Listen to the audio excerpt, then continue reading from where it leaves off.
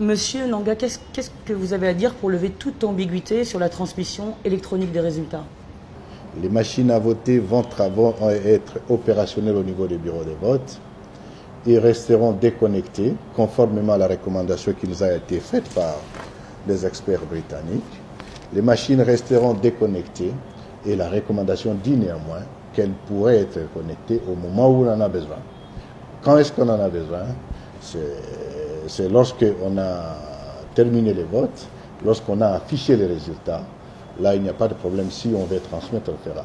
Les résultats annoncés, j'insiste, ce n'est pas les résultats qui sortiraient de la machine. C'est les résultats qui sortiraient de la centralisation du comptage manuel et consolidé au niveau des différents centres locaux de compilation.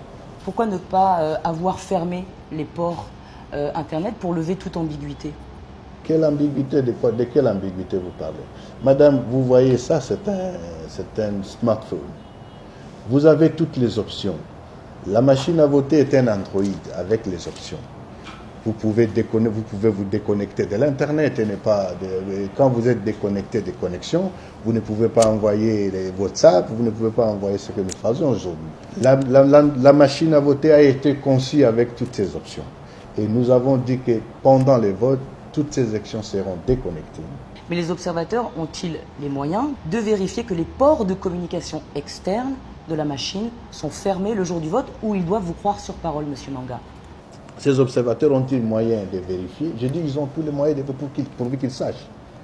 Je vous ai dit que ce téléphone, c'était un Android. Bon, il faut savoir comment on se connecte sur Internet pour le faire.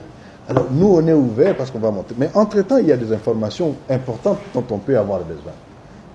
En soi, quand on ouvre le bureau de vote le matin, madame, à 6 heures, nous avons l'obligation de faire le monitoring pour savoir si le bureau de vote a effectivement ouvert. Ça n'a rien à voir avec les données ou des résultats. En passant, ça permet plus ou moins au management de se dire à tel endroit, telle école, le bureau de vote le vote n'a pas commencé parce qu'il y a probablement tel ou tel autre incident. On ne peut pas prétendre qu'on veut déconnecter le bureau de vote totalement du management parce que le processus en a besoin pour porter des correctifs. Ça n'a rien à voir avec les transmissions des données parce qu'entre-temps, le résultat ne sera même pas encore présent. Qu'est-ce qui pourrait empêcher aujourd'hui la tenue du scrutin le 30 décembre prochain?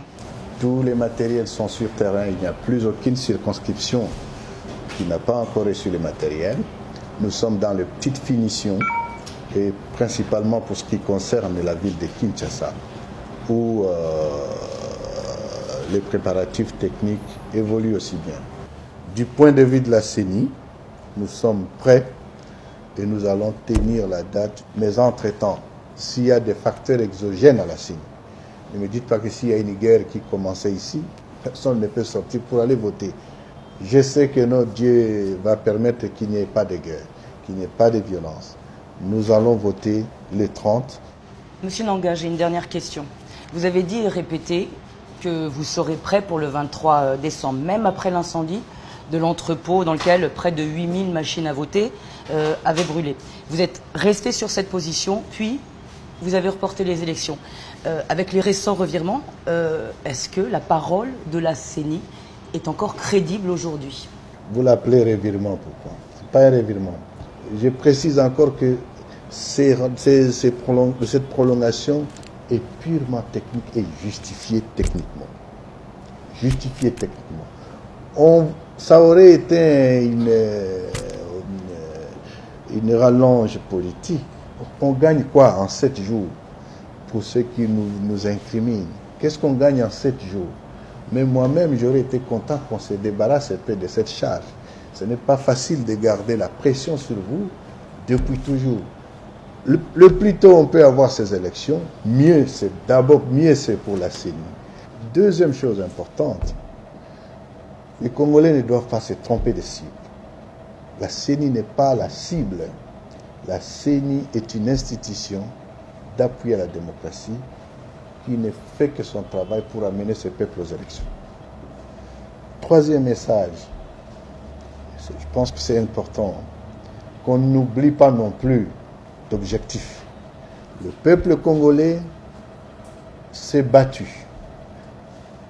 pour qu'il n'y ait pas changement de la Constitution. Le Congo n'a pas changé de Constitution. Le peuple congolais s'est battu pour qu'il n'y ait pas un troisième mandat pour un président qui a déjà fait 2 mandats. Cela est arrivé. C'est la victoire du Congo. Pour l'opposition, c'est sa victoire. Parce que d'une part, on peut être sûr qu'il y a dans ce pays une opposition qui est active et qui est de nature que ne peut pas permettre au pouvoir de faire n'importe quoi. Pour le pouvoir, c'est leur victoire, parce qu'ils avaient tous les moyens de passer au passage, de faire un passage en force pour changer la Constitution. Ils ne l'ont pas fait, parce qu'ils voulaient que tout soit respecté. Donc c'est la victoire des Congolais.